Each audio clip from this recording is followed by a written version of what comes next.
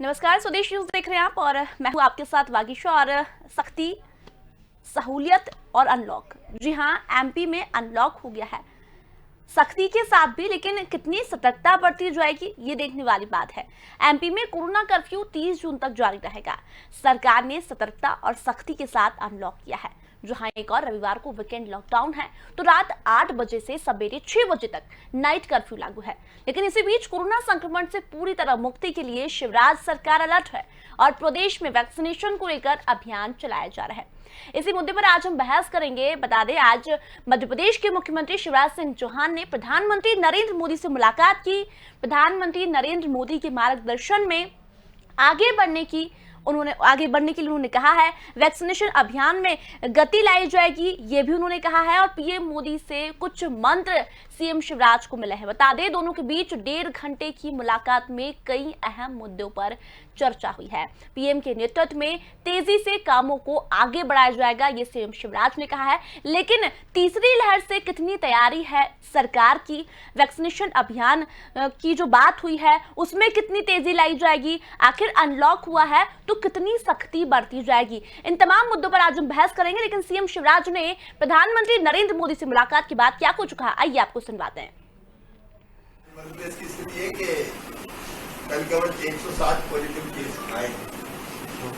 Positivity केवल 0.2% है मध्य प्रदेश का। कोविड पूरी तरह से नियंत्रण में है, लेकिन आगे थर्ड वेव को हम कंट्रोल कर पाए,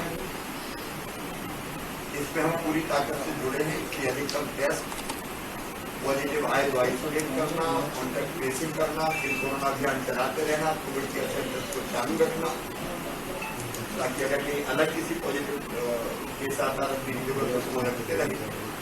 और कोविड एप्रोप्रिएट बिहेवियर का पालन करना और उसके साथ साथ स्वास्थ्य की सुविधाओं को सुदृढ़ करते रहना। इन सब के बारे में ऑक्सीजन प्लांट, दवाइयाँ, अस्पताल में बिस्तर, उसकी और उपलब्धता बढ़ाना, इसके बारे में हमारी प्रधानमंत्री जी से चर्चा हुई।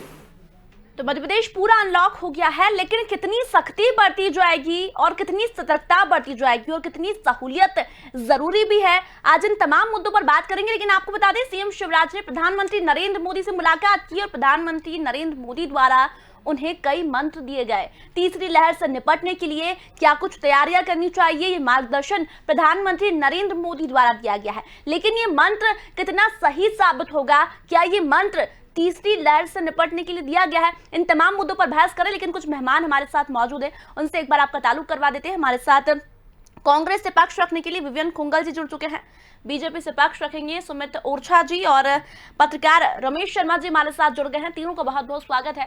लेकिन सबसे पहले सवाल में विवियन जी से चाह रही हूँ। विवियन जी, आज सीएम शिवराज ने प्रधानमंत्री नरेंद्र मोदी से मुलाकात की।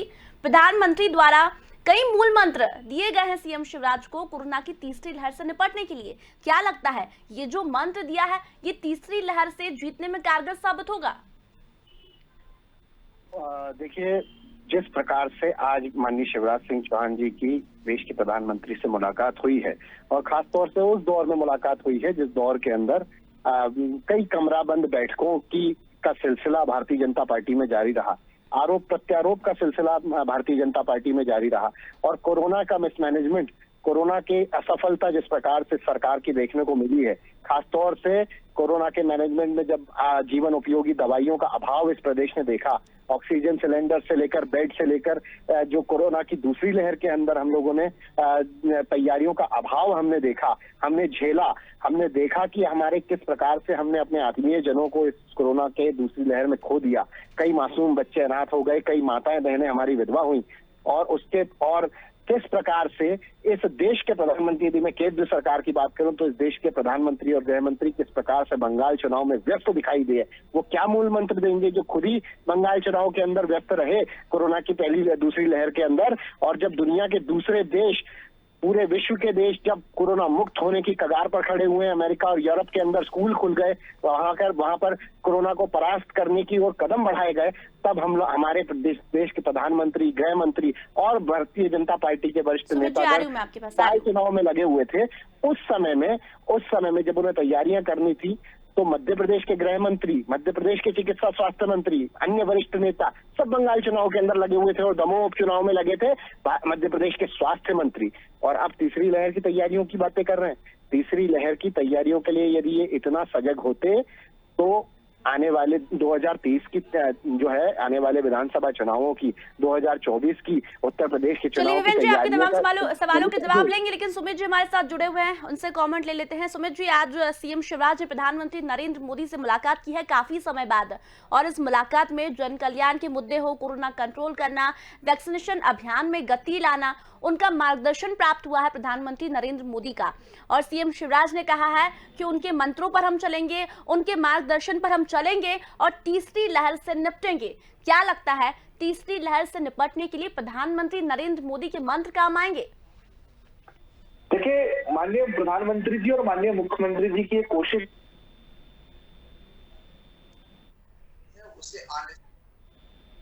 तीसरी लहर को कंट्रोल करें आने से पहले, और वह हमारी सावधानियों के फलस्वरूप ना आए, इसकी कोशिश में सरकार है और इसके लिए ये सारी सजगता है, ये सारे प्रयास है।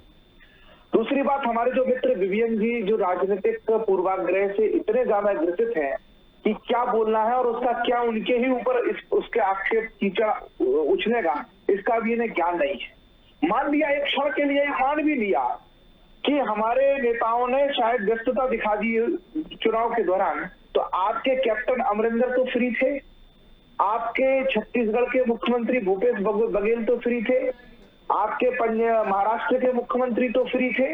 इन लोगों ने क्या किया जो अभी तक वहां पर स्थितियां नियंत्रण में नहीं आ पाई हैं? अभी तक जो है तांडव चला है, अभी तक सबसे ज्यादा मौतें वहां हुई है। महाराष्ट्र अग्रणी राज्य, जो मध्यदेश करके आंकड़ा उठाएंगे तो कांग्रेस शासित राज्यों में सर्वाधिक मौतें हुई हैं, सर्वाधिक स्थितियां खराब हुई हैं, सर्वाधिक अफरा तफरी मची है। उस पर आप सवाल नहीं करते हैं। प्रधानमंत्री जी ने तो उन राज्यों, ऐसे ही राज्यों के सरकारों की अपील पर कि हमारे राज्य जो है, राज्य स्वास्थ्य जो है राज्यों का विषय है, इसलिए राज्यों को कंट्रोल करने दिया जाए। प्रधानमंत्री जी ने देर से उस पर अपना दिशा निर्देश जारी किए कि भैया राज्य देख लें, लेकिन जब अफरा तफरी मची तब सरकार ने मोर्चा संभाला और कुछ ही दिन में कोरोना कंट्रोल हो गया। ये देश की जनता ने देखा है। कहने का तात्पर्य यह है कि ऐसी महामारी के दौर में ऐसी राजनीति ना करें जिसके कीचड़ आपके स्वयं के मुंह पर ज्यादा काले उछलने वाली है। यह एक बड़ा संक्रमण काल था, एक मौसम का भी मार थी, और उस समय ऐसी परिस्थितियां बनी जो अचानक से थी, अप्रत्याशित थी। उस दौरान सभी सरकारों ने, मैं ऐसा मानता हूं कि अपना सर्वश्रेष्ठ प्रयास किए होंगे और किए, तभी जाकर के आज हम इस सेफ जोन में आए हैं। अंतोगत्वा स्वास्थ्य व्यक्तिगत भी विषय है। हर आदमी को स्वस्थ रहने के लिए स्वयं की भी चेष्टाएं करनी पड़ेगी। आज सरकार ने 1 मिनट के लिए भी पूरे कोरोना काल में कभी भी ये नहीं कहा कि कोरोना चला गया है, आप मास्क लगाना छोड़ दीजिए। हम और आपको एक सामाजिक जिम्मेदारी का भी निर्वहन करना चाहिए, राजनीतिक पूर्वाग्रह से ऊपर उठ करके, कि लोग उस प्रोटोकॉल का पालन करें जिस प्रोटोकॉल के कारण बीमारी। चलिए सुमित जी, आपके पास भी आऊंगी मैं। सवाल बहुत सारे हैं क्योंकि मध्य प्रदेश में अनलॉक तो हुआ है, लेकिन कितनी सख्ती, कितनी सतर्कता जरूरी है, इन तमाम विषयों पर हम चर्चा करेंगे। लेकिन रमेश जी हमारे साथ जुड़े हुए, उनसे कमेंट ले लेते हैं, फिर हम शुरुआत करेंगे। रमेश जी, क्या लगता है, अनलॉक मध्य प्रदेश हो गया है, लेकिन कितनी सख्ती जरूरी है, कितनी सतर्कता जरूरी है और कितनी सहूलियत जरूरी है आपके हिसाब से? देखिए, मोटे तौर पर अनलॉक हो गया है तो वाकई इस समय सख्ती जरूरी है, सावधानी भी जरूरी है, और ये सब चीजों को मिलकर के काम करना। मोटे तौर पर एक बात समझ लीजिए, कोरोना अभी कम जरूर हुआ है। वो कम इसलिए हुआ है कि लॉकडाउन लगा हुआ था, लोग एक दूसरे के संपर्क में नहीं आए थे तो उसका फिगर गिरा, लेकिन कोरोना का वायरस खत्म नहीं हुआ है, वो अभी लोगों के बीच में है। और मोटे तौर पर ये वायरस तो अभी है ही, इसके साथ साथ तीसरे वायरस की और आशंकाएं पूरी दुनिया में फैल रही हैं। तो मोटे तौर पर इन सारी चीजों पर सावधानी बरतने की जरूरत है। ये सावधानी 3 प्रकार की होती है। एक तो समाज के स्तर पर सावधानी हो कि लोग निकले और वो सारी गाइडलाइन आई है उसको दोहराने की आवश्यकता नहीं है। दूसरी सरकार के स्तर की सावधानी है। तीसरी केंद्र सरकार के स्तर की कोऑर्डिनेशन की सावधानी है। राज्य सरकार का केंद्र के साथ कोऑर्डिनेशन ठीक रहे, समाज ठीक चले। तो मैं समझता हूँ आज जो मुख्यमंत्री जी की बात हुई है तो केवल अकेले मध्य प्रदेश के मुख्यमंत्री जी की प्रधानमंत्री से बात नहीं हुई, इसलिए आप अगर हफ्ते 10 दिन में देखेंगे तो 7-8 मुख्यमंत्रियों की बात हुई है, जिसमें महाराष्ट्र के मुख्यमंत्री भी शामिल है, तो कुल मिलाकर के ये जो सारी मुख्यमंत्रियों से प्रधानमंत्री जी चर्चा कर रहे हैं, वो जो तीसरी लहर है, तो कोरोना की न केवल तीसरी लहर से हमको निपटना है, बल्कि जो कोरोना के साइड इफेक्ट है, कोरोना के साइड इफेक्ट सबसे बड़ा यही है कि हमारी इकोनॉमी कहीं ना कहीं हमारी नीचे जा रही है, और इस इकोनॉमी नीचे जा रही है, लोगों के पास रोजगार की कमी आ रही है। तो ये जो सारी समस्या है, तो किस तरीके से फिर आत्मनिर्भर मध्य प्रदेश और आत्मनिर्भर देश का भी नारा है, तो मोटे तौर पर कोरोना से निपटते हुए जो लोगों की व्यक्तिगत समस्याएं हैं उससे कम से कम कष्ट हो, इस पर एक बड़ी रणनीति से बिल्कुल काम रमेश जी, करने की जरूरी जरूरत है सख्ती भी, और आपने कहा सावधानी बहुत जरूरी, क्योंकि कोरोना अभी खत्म नहीं हुआ है, तीसरी लहर की भी चेतावनी दे दी गई है। चलिए विपिन जी, आपके पास आ रही हूँ। आपने कहा कि अब वो मूल मंत्र किस काम का जब पहले ध्यान नहीं दिया गया, पहले रैलियों में प्रधानमंत्री नरेंद्र मोदी, सीएम शिवराज व्यस्त थे, तो सुमित जी का कहना है कि पंजाब में तो कोई चुनाव नहीं हुआ, महाराष्ट्र में कोई चुनाव नहीं हुआ, राजस्थान में कोई चुनाव नहीं हुआ, तो फिर वहां कंट्रोल में क्यों नहीं आया कोरोना? काफी बेहतर हालात जो है केंद्र शासित कांग्रेस शासित राज्यों के रहे हैं, और कम से कम कांग्रेस शासित राज्य वो राज्य थे जिन्होंने आंकड़े छुपाने का कार्य नहीं किया। एक CSR की रिपोर्ट क्या कह रही है कि 1,75,000 से ज्यादा जाने गई हैं। प्रदेश का प्रमुख नहीं, देश का प्रमुख अखबार जो है परसों उसने हेडलाइंस में छापा है कि CSR की रिपोर्ट कह रही है 1,75,000 से ज्यादा जाने इस मध्य प्रदेश के अंदर गई हैं। आप अपनी असफलताओं पर एक और पर्दा डालने का प्रयास कर रहे हैं। पूरे देश के अंदर WHO इस बात को मान रहा है कि भारत सबसे पिछड़ रहा है, सबसे स्लो वैक्सीनेशन जो है भारत में हुई है, जबकि भारत सबसे ज्यादा टीका उत्पादन करने वाला राष्ट्र है। ये पूर्व प्रधानमंत्री पंडित जवाहरलाल नेहरू से लेकर कांग्रेस के 70 सालों का ये उपलब्धि है कि विश्व की 80% वैक्सीन जो है वो आज के समय में भारत उत्पादन करता है। इस बात का हमें गर्व है, लेकिन उसके क्या उपयोग हुआ? वो 6.5 से 7 करोड़ टीके जो है वो टीके एक्सपोर्ट कर दिए जाते हैं। हमारे और आपके परिवारों को जो टीके काम आ सकते थे उन टीकों चलिए विवेक जी, अब तो वैक्सीन मिल रही है। अब महाराष्ट्र में कितनी वैक्सीन लगा दी गई है अभी तक? राजस्थान, छत्तीसगढ़, पंजाब की यदि बात करें और अनलॉक कर दिया है, तो तीसरी लहर की तैयारी पूरी है। में कंपेयर कर लीजिए, मध्य प्रदेश से डबल वैक्सीनेशन हो चुका है महाराष्ट्र में, और मैं महाराष्ट्र का पक्ष रखने के लिए नहीं बैठा हूँ यहाँ पे। महाराष्ट्र में हमारी नहीं, सवाल आप ही नहीं उठाए ना। हम बात कर रहे थे वैक्सीन पर, आप चले गए पश्चिम बंगाल के चुनाव पर, इसलिए मैंने आपसे पूछा। इकट्ठा कीजिए, महाराष्ट्र के अंदर कितनी वैक्सीनेशन हो चुकी है? मध्य प्रदेश से डबल वैक्सीनेशन हो चुकी है। मध्य प्रदेश की 7.5 करोड़ जनता में से कई जिले ऐसे हैं जहां पर वैक्सीनेशन का टोटा आज भी मौजूद है। ये मैं आपकी जानकारी के लिए बता देता हूँ। बहुत करीब 20 जिले आज से 20 दिन पहले की बात है, 25 दिन पहले की बात है, करीब 17 ऐसा जिलों के अंदर खत्म हो चुकी थी। तो वैक्सीनेशन को भी, वैक्सीनेशन की गति को किस प्रकार से बढ़ाया जाए तीसरी लहर को कंट्रोल करने में, इस बात पर ध्यान देने की आवश्यकता है। सिवाय जुमलेबाजी से काम नहीं चलेगा। लेकिन ये बोल रहे हैं कि सीएम और पीएम की मुलाकात हो रही, तो कांग्रेस को क्यों दिक्कत हो रही है? अब मार्गदर्शन में चल रहे हैं ना। चलिए सुमित जी बोलिए। विवेक जी आपके पास भी आ रही हूँ मैं, बोलिए सुमित जी। भागीशा जी, हमारे मित्र ने जो कहा है कि जो है वैक्सीन भारत सबसे, मैं स्वीकार करता हूं कि भारत ने माननीय प्रधानमंत्री जी के नेतृत्व में सबसे पहले वैक्सीन बनाने में सफलता अर्जित की, उसके उत्पादन किया, और हमें इस बात का भी गर्व है कि वैक्सीनेशन भारत ने शुरू भी समय से किया, अन्य देशों से पहले किया और दूसरे देशों को भी वैक्सीन दी। लेकिन दुर्भाग्य इस बात का है कि देश के अंदर एक ऐसा गैर जिम्मेदार विपक्ष है, ऐसा राष्ट्रीय विपक्ष है, जिसने वैक्सीन को लेकर के जितने भ्रम फैलाए जा सकते थे सारे भ्रम सुमित जी ये कह रहे हैं कि आंकड़े छुपाए जा रहे हैं। विवेक जी कह रहे हैं आंकड़े छुपाए जा रहे हैं। इसी वैक्सीन का ट्रायल नहीं हुआ है, वैक्सीन तो अनसेफ है। ये भ्रम फैलाने वाले कांग्रेसी आज जब वैक्सीनेशन 24-25 करोड़ 26 करोड़ हो गया है आज देश में, उस 26 करोड़ हो गया और सारी सफलताएं अर्जित हो गई, तो कह रहे हैं कि वो वैक्सीनेशन और जल्दी क्यों नहीं हुआ? राजस्थान से करवाइए, वहां पर राजस्थान में आप वैक्सीन जो है नाली में बहा रहे हो, पंजाब में वैक्सीन नदियां में बहाई जा रही है, बर्बाद करी जा रही है। सबसे ज्यादा वैक्सीन आप लोग बर्बाद कर रहे हैं ताकि आप वैक्सीन की कमी बता सकें। देश की जनता ही बड़े बारीकी से, और आपने कहा कि मध्य प्रदेश की आज भी जिलों में वैक्सीन की कमी है। मैं चुनौती देता हूं पूरी कांग्रेस को, जो बता दे कि कहां पर वैक्सीनेशन नहीं हो रहा है, कहां पर दवाई जो है वैक्सीन खत्म हो गई है। आज पूरे मध्य प्रदेश में सफलतापूर्वक। विवेक जी बताइए ना, कहां वैक्सीन की कमी है? जब आपके पास रिपोर्ट इतनी है महाराष्ट्र को लेकर, छत्तीसगढ़ को लेकर, और आप कह रहे हैं कि मध्य प्रदेश में वैक्सीनेशन नहीं हो रहा है, तो बताइए रिपोर्ट कहाँ वैक्सीन की कमी सुमित जी को बताइए। विवेक जी, मैं चाहती हूँ कि सुमित जी को बताएं आप कि कहाँ वैक्सीन की कमी, ताकि उनकी भी आंख खुले, उनको पता लगे कि आखिर वैक्सीन की कहाँ कमी। बताइए आप उन्हें। के लिए तैयार हूँ और मैं जी। चुनौती देता हूँ, आपके चैनल के ऊपर ही चलाइएगा फिर आप जी। कि हाँ, प्रदेश बिल्कुल, के बिल्कुल, 15 चलाइए। जिलों के अंदर वैक्सीनेशन का टोटा हुआ था, वैक्सीनेशन जो है कमी अरे महसूस की गई आपने थी। कहा आज की स्थिति में वैक्सीनेशन की अखबारों के कमी है। माध्यम से मुझे ये आज किस जानकारी प्राप्त हुई जिले है में किस और स्थान सारे पर प्रदेश को वैक्सीन इस की बारे कमी में है, पता है कि बताइए। वैक्सीनेशन प्लीज, जो है प्रदेश बात के को अंदर घुमाइए मत। काफी ये जिलों के राहुल अंदर गांधी के प्रवक्ता है काफी ना। जिलों के अंदर विवेक जी जवाब सदन के दीजिए ना, बाहर आपने कुछ अभी बोलो, कहा कि अभी कमी है, तो अभी कहाँ कुछ कमी है, ये बोलो, बताइए। कोई बात के ये लोग धनी नहीं है। मैंने अपने वक्तव्य में आपने कहा सुमित जी, आज सुमित की जी, स्थिति सुमित में जी, वैक्सीन की सुमित जी, कमी मैं है। आपके पास आ रही हूँ। विवेक जी को बोलने दीजिए, आपके पास भी प्रॉब्लम आऊंगी। हुआ कहिए था विवेक जी। कि हाँ, मैं इस बात को था, बड़ी था, प्राथमिकता से था। कह सकता हूँ। यदि आप बोले तो आप इस बात को क्रॉस चेक कर लीजिए कि पिछले 15 दिनों के अंदर, पिछले 2 हफ्तों के अंदर कई जिलों के अंदर वैक्सीनेशन की कमी हुई है या नहीं हुई। लोगों को स्लॉट बुक करवाने के बावजूद भी घर वापस जाना पड़ा है या नहीं जाना पड़ा है। इस बात को आप जरा क्रॉस चेक करवाइए। विवेक जी, आप मुझे नाम बता दीजिए और सुमित जी को बता दीजिए कहाँ कहाँ कमी है। मैम मैं तो खुला चुनौती दे रहा हूँ सुमित ओरछा को। ये इनके सामने सब प्रमाण में सारे पेपर, न्यूज़पेपर्स की कटिंग से लेकर सारे सब प्रमाण में इनके सामने आने के लिए तैयार हूँ। ये जिस दिन मुझे बोलेंगे उस दिन मैं पहुंच जाऊंगा। बिल्कुल इस बारे में कोई शक शुदा नहीं है कि वैक्सीनेशन की कमी प्रदेश ही नहीं पूरे देश के अंदर देखी गई थी बीच में। आप तो स्पुतनिक की बात कर रहे थे, स्पुतनिक आई कि नहीं आई?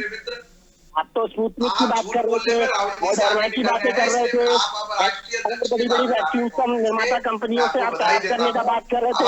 विदेश मंत्री एस जयशंकर गए थे अमेरिका के दौरे पर, कितने डोजेस वैक्सीन अमेरिका से लेकर आए, क्या प्रबंध किया है आप लोगों ने? आप जरा बताइए खुल के इस देश के सामने।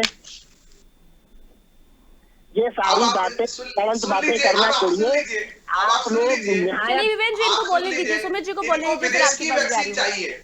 यही एक दुर्भाग्य है कि जब भारत में वैक्सीन बनी तो इन्होंने वैक्सीन को लेकर के अविश्वास फैलाया। यही वैक्सीन भारत अगर इटली से इंपोर्ट कर लेता तो इन कांग्रेसियों की छाती फूल जाती और सबसे पहले जाकर के ये राहुल गांधी वैक्सीन लगवाते। समस्या यही है, इनको भारत में बनी चीजों पर, भारतीय उत्पादन पर, भारतीय श्रम पर, भारतीय किसान पर भरोसा ही नहीं है। भारतीय वैज्ञानिक पर, भारतीय जवान पर, भारतीय जवान सर्जिकल स्ट्राइक करते हैं तो ये उस पर प्रश्न चिन्ह उठाते हैं। भारतीय वैज्ञानिक वैक्सीन बनाते हैं तो ये उस पर प्रश्न चिन्ह उठाते हैं। इनकी इच्छा है कि विदेश से मंगा लो, विदेश से मंगा लो। भाई विदेशी वैक्सीन भी हम उपलब्ध करा रहे हैं, लेकिन जी विवेक जी बोलिए, बोलिए। भरोसा करिए। दूसरा, जब बाबा रामदेव इस देश के डॉक्टरों का अपमान कर रहे थे, बात तो कह रहे थे बाबा रामदेव कि डॉक्टरों की मृत्यु वैक्सीन लगाने के बाद हो गई। विवेक जी, हम मुद्दे से नहीं भटकते ना, हम मुद्दे से नहीं भटकते ना। अभी हम जो इस मुद्दे पे बात कर रहे हैं उस पर बात करते हैं कि आखिर ये जो अनलॉक हुआ है, आज सीएम शिवराज ने मोदी जी से मुलाकात की तो आपने कहा कि कोई मंत्र काम नहीं आने वाला। जब पहले जागरूक होना था, पहले जागना था, तब रैलियां कर रहे थे, ये आपने कहा। तो अभी किस चीज की जरूरत है मध्य प्रदेश में, क्या तैयारी की जरूरत है, ये आप बताइए। मुझे आप 10 सेकंड दीजिए, मैं थोड़ा बिल्कुल बिल्कुल 10 सेकंड नहीं 15 सेकंड लीजिए, आप कहिए। मैं आपको थोड़ा पूर्व में लेके जाना चाहता हूँ। जी बिल्कुल। डॉक्टर मनमोहन सिंह जी ने फरवरी में प्रधानमंत्री जी को यह पत्र लिख के कहा कि 2 कंपनियां जो वैक्सीन बना रही है, कोवैक्सीन और कोविशील्ड के अलावा भी आप अन्य कंपनी वैक्सीन निर्माताओं को भी लाइसेंस देने का प्रयास कीजिए। जो उन्होंने उस समय नहीं माना, लेकिन अंतोगत्वा उन्हें मानना पड़ा और अब और भी कंपनी वैक्सीन निर्माण का लाइसेंस दिए जाने के लिए कार्य कर रही है केंद्र सरकार। एक दूसरा, राहुल गांधी जी ने ट्वीट किया जून में कि आप को टीकाकरण के लिए किसी भी प्रकार का ऑनलाइन रजिस्ट्रेशन को स्वीकार कीजिए, क्योंकि जरूरी नहीं है कि इस देश का प्रत्येक नागरिक के पास स्मार्टफोन हो या इंटरनेट एक्सेस हो। आज अभी 2 दिन पहले केंद्र सरकार को वो बात भी माननी पड़ी। तो जब विपक्ष के साथ में ये लोग साझा बैठकें नहीं करेंगे, जब विपक्ष के साथ में ये लोग ऑल पार्टी मीटिंग के माध्यम से, ईमानदारी से बताइए, आपको पता है विपक्ष के साथ कोविड को लेकर के कितनी बैठकें हुई हैं और उनमें कितनी बार चर्चा हुई है? इतने अहंकारी सरकार इस देश के इतिहास में कभी नहीं देखने को मिली, जो किसी की बात मानने को तैयार नहीं है। इतना ना गैर एक्सपर्ट की बात इनको जिम्मेदार मानना है, ना इनको विपक्ष की बात मानना है, विपक्ष की बात मानना है। देश में पहले भी टीकाकरण हुए, ये देश पहले भी पोलियो, हैजा, टीबी इत्यादि बहुत बड़ी बड़ी बीमारियों से इस देश ने विजय प्राप्त की है। लेकिन सरकार इतनी अहंकारी सरकार इस देश में पहली बार देखी है, जो पेट्रोल 105 रुपए लीटर, तो अरे पेट्रोल के दाम तो कम नहीं कर पा रहे, बातें कर लो बस आप लोगों से, कम नहीं करवा पा रहे। चलिए विवेन जी और सुमित जी, आप दोनों मुद्दे से मत भटकिए। अभी हम बात कर रहे हैं अनलॉक को लेकर, आप लोग पेट्रोल डीजल के दाम पर जा रहे हैं। विवेन जी, आपने कहा कि पहले हमने इन्हें सुझाव दिया लेकिन सरकार द्वारा विपक्ष का सुझाव नहीं माना गया। मैं मान रही हूँ उस बात को कि नहीं माना गया, लेकिन क्या राहुल गांधी को वैक्सीन के खिलाफ भ्रम फैलाना था? पहले भ्रम फैलाते हैं और फिर खुद वैक्सीन की मांग करते हैं। तब भ्रम फैलाया, बताइए आप उनका कोई भी। उन्होंने कहा बीजेपी की वैक्सीन है, बीजेपी की वैक्सीन है, बिना ट्रायल करा के वैक्सीन क्यों लगवा रहे हैं? कब बोला उन्होंने ऐसा? कब बोला उन्होंने? बताइए आप। चलिए बताइए। ये सुमित जी कह रहे हैं, ये मैं नहीं कह रही हूँ, ये कह रहे हैं कि कांग्रेस ने भ्रम फैलाया। आपका काम है, अगर वो भ्रम फैलाना चाह रहे हैं, अगर वो झूठ बोल रहे हैं जनता के सामने एक सम्मानित चैनल के ऊपर, तो उनसे पूछिए आप कि कब ऐसा बोला राहुल गांधी ने। सुमित जी बताइए, अब आप इतनी देर से कह रहे हैं सुमित जी भ्रम फैलाया, तो आप बताइए। बाबा रामदेव का भी पूछिए, बाबा रामदेव ने वैक्सीन के खिलाफ भ्रम फैलाया है। बाबा रामदेव ने कोरोना वॉरियर्स का, हमारे डॉक्टर्स का अपमान किया है। उनके खिलाफ क्यों मुंह में दही जमा के बैठे रहते? क्यों एक शब्द नहीं निकलता इनके मुंह से? सुन लीजिए, बाबा रामदेव ने दवा माफियाओं के खिलाफ बोला, ना कि कोरोना वॉरियर्स के खिलाफ। दवा माफियाओं को डॉक्टर मर गए वैक्सीन लगाने के बाद, उन्होंने कही है ये बात। 1000 डॉक्टर कोरोना वैक्सीन लगाने के बाद मर गए। क्या ये वैक्सीन के ऊपर भ्रम फैलाना नहीं है? अखिलेश यादव ने बोला है, विपक्ष ने तमाम नेताओं ने बोला है, वैक्सीन को लेकर के आप ही कांग्रेस ऑफिशियल स्टेटमेंट था कांग्रेस का कोवैक्सीन को लेकर के कि इसका ट्रायल पूरा नहीं हुआ है, इसको लॉन्च नहीं किया जाना चाहिए। और मैं स्वयं टीवी चैनल पर कहा, आज जबरदस्ती सुमित जी आपसे भी कमेंट ले रही हूँ, सुमित जी आपसे भी कमेंट ले रही हूँ। विवियन जी का कहना है कि जो बैठक आज हुई है, जो डिस्कशन आज हुई है, वो पहले हो जानी चाहिए थी। सुमित जी मैं आपसे सवाल कर रही हूँ। विवियन जी का ये कहना है कि जो बैठक आज हुई वो पहले हो जानी चाहिए थी। क्या जरूरत थी पहले होने की, ताकि हम ये जो दूसरी लहर में जो हमने इतनी परिस्थितियों का सामना किया, वो अभी नहीं होती इतनी स्थिति जो अभी हो रही है? विवियन जी की बातें तो हो ही सकती है, जो भी वो कहे, वो विपक्ष है, हम उनका आदर करते हैं। लेकिन प्रधानमंत्री जी के साथ माननीय मुख्यमंत्री जी का संवाद पहले भी कई दौर में हो चुका है। लगातार देश भर के मुख्यमंत्रियों से प्रधानमंत्री जी का संवाद चल रहा था और उसी के अनुरूप रणनीति बन रही थी। तीनों सेनाएं कोविड प्रबंधन के काम में जाकर के हेलीकॉप्टर, हवाई जहाज, विमानों से दवाइयां, इंजेक्शंस और जो है ऑक्सीजन पहुंचा रही थी। तो यह बिना समन्वय के नहीं हो रहा था, यह सारा काम समन्वय के साथ ही हो रहा था। प्रश्न ये उठता है कि जो समस्याएं आज अब आफ्टर कोविड है, जब कोविड की जो है संक्रमण दर 0.26 पहुंच गई है, मतलब ना के बराबर पहुंच गई है, उन परिस्थितियों में अर्थव्यवस्था को, जो किसानों के सामने चुनौतियां हैं, जो तिलहन को, दाल को लेकर के, तिलहन को खरीदने को लेकर के जो परिस्थितियां हैं, उन पर आज चर्चा हुई है। अलग अलग विभागों से क्या काम हो सकते हैं, दिल्ली में केंद्रीय मंत्रिमंडल के सदस्यों से और माननीय प्रधानमंत्री जी से इसको लेकर के चर्चा हुई है। वैक्सीनेशन मध्य प्रदेश में प्रमुखता के साथ हो रहा है, उसके लिए धन्यवाद दिया गया है। और मध्य प्रदेश, पूरे देश में माननीय प्रधानमंत्री जी अपने नियंत्रण में, अपनी निगरानी में वैक्सीनेशन करवा रहे हैं। कोशिश से सरकारों से उन्होंने अपेक्षा की है वैक्सीन बर्बाद न की जाए। जन जागरूकता वैसे जैसे जैसे वैक्सीनेशन होता जाएगा, वैसे वैसे जनता जागरूक होती जाएगी और वैक्सीनेशन होगा। कांग्रेस और तमाम विपक्ष के समय बहुत कम है, समय बहुत कम है। सुमित जी एक आखिरी कमेंट आपसे लूंगी, विवेन जी फिर आपके पास आ रही। रमेश शर्मा जी हमारे साथ जुड़े हुए हैं। वैक्सीनेशन अभियान की शुरुआत हो रही है 21 जून से, क्या लगता है वैक्सीनेशन अभियान में गति आएगी, उसके बाद हम सभी लोगों को कोरोना से मुक्त कर पाएंगे? सुमित जी देखिए, किसी भी वैज्ञानिक निष्कर्ष पर पहुंचने के लिए तो मैं अधिकृत नहीं हूं कि ऐसा हो जाएगा तो ऐसा कर पाएंगे। लेकिन आज जो कहा जा रहा है कि वैक्सीनेशन संपूर्ण तरह से हो जाना चाहिए, जो अगली लहर को रोकने में कामयाबी देगा, तो मुझे लग रहा है कि सरकार पूरी गंभीरता के साथ वैक्सीनेशन को लेकर के, हमने उसे अपने कोर एजेंडे में रखा है। सरकार पूरा प्रयास कर रही है। भारतीय जनता पार्टी के कार्यकर्ताओं को भी माननीय प्रदेश अध्यक्ष जी ने अपना बूथ वैक्सीन युक्त बूथ, ऐसा मंत्र देकर के प्रत्येक भारतीय जनता पार्टी का कार्यकर्ता भी वैक्सीनेशन को लेकर के काम कर रहा है। अपने अपने बूथ को वैक्सीनेशन करवाना, ये हम सब राजनीतिक दल के कार्यकर्ता भी जिम्मेदारी उठा रहे हैं। चलिए सुमित जी, अब देखते हैं वैक्सीनेशन अभियान जब चलाया जा रहा है 21 जून से, तो क्या हम कोरोना से मुक्त मध्य प्रदेश को कर पाते? चलिए विवेक जी, आपसे आखिरी कमेंट, क्योंकि समय बहुत कम है। सुमित जी समय बहुत कम है। विवेक जी, क्या लगता है वैक्सीनेशन अभियान शुरू हो रहा है, कोरोना से मुक्त हो पाएगी मध्य प्रदेश की जनता?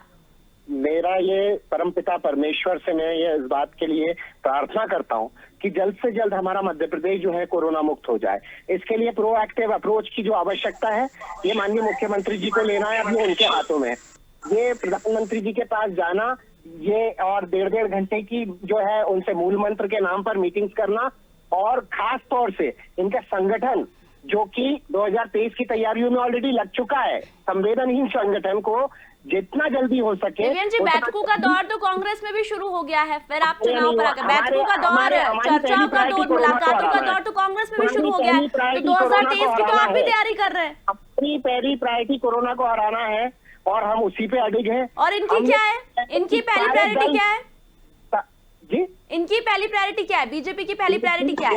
इनकी पहली प्रायोरिटी जिस प्रकार से केंद्र अमित शाह जी और आरएसएस का जो है प्रतिनिधि मंडल केंद्र में उत्तर प्रदेश की सरकार के, उत्तर प्रदेश के चुनाव को लेकर चिंतित है, मध्य प्रदेश में अभी से 2023 की तैयारियां शुरू हो गई है, तो ये संवेदनहीनता दिखाता है, मानवीय संवेदनाओं का अभाव दिखाता है कहीं ना कहीं। ये मैं आरोप लगाना चाहता हूँ इन पर। नहीं तो ये अगर सीरियस होते तो इनका पहला कोरोना को परास्त करना होता। विचार शून्य राजनीतिक दल। और चलिए सुमित जी और विवेक जी, समय बहुत कम है, एक आखिरी कमेंट है रमेश जी से लेना चाहूंगी। रमेश जी, क्या लगता है वैक्सीनेशन अभियान शुरू हो रहा है, इस वैक्सीनेशन अभियान के बाद हम क्या मध्य प्रदेश की जनता को कोरोना से मुक्त करवा पाएंगे? तौर पर वैक्सीनेशन अभियान चल रहा है और बहुत अच्छा चल रहा है, और इसी उम्मीद के साथ ये अभियान चल रहा है कि हम मध्य प्रदेश को कोरोना से मुक्त कर सके, क्योंकि ये विश्वव्यापी है, इसमें थोड़ा समय लगेगा। और मुख्यमंत्री जी की और बल्कि मुख्यमंत्री को छोड़िए, प्रधानमंत्री जी कोरोना को लेकर के बहुत चिंतित हैं। उनकी सामूहिक बैठकें भी हुई हैं, ऑनलाइन बैठकें भी की है, वर्चुअल भी की है, और वन टू वन भी उन्होंने फोन पर बातचीत की है। तो पर्सनली भी मैं समझता हूँ साल भर में हर मुख्यमंत्री की 4-4, 5-5 बार बात हुई है। तो मैं समझता हूँ सब सामूहिक प्रयास किए जा रहे हैं और मिलकर के हम कोरोना से मुक्त हो पाएंगे। इस वक्त प्रत्येक व्यक्ति को राजनीतिक सीमाओं से ऊपर उठ करके कोरोना पर हमला बोलना है, बजाय मोदी पर हमला बोलने के, सरकार पर हमला बोलने के, कोरोना पर हमला बोले। वो बिल्कुल सही कहा रमेश जी आपने, कोरोना पर हमला बोलना है, कोरोना मुक्त हमको करवाना है। बल्कि आरोप प्रत्यारोप का दौर जो है, और भी कई मुद्दे जिस पर राजनीति हो सकती है। फिलहाल चर्चा में इतना ही समय था। तीनों ही मेहमानों को धन्यवाद कहना चाहूंगी। तो बता दें, मध्य प्रदेश अब संपूर्ण अनलॉक हो चुका है। जिम हो, मॉल हो, सभी को खोलने की अनुमति दे दी गई है। ऐसे में जब सरकार ने अनलॉक किया है तो कितनी सख्ती बरती जाएगी ये देखने वाली बात होगी, कितनी सहूलियत दी जा रही है ये देखने वाली बात होगी, और सतर्कता कितनी जरूरी है ये भी देखना होगा। और तीसरे लहर की चेतावनी दे दी गई, तो आखिर सरकार ने क्या कुछ तैयारी की है, और अगर तैयारी की है तो वो कितनी सही साबित होती है ये देखने वाली बात होगी। फिलहाल चर्चा में इतना ही, जल्दी लौटेंगे, तब तक बने रहिए स्वदेश न्यूज के साथ। नमस्कार।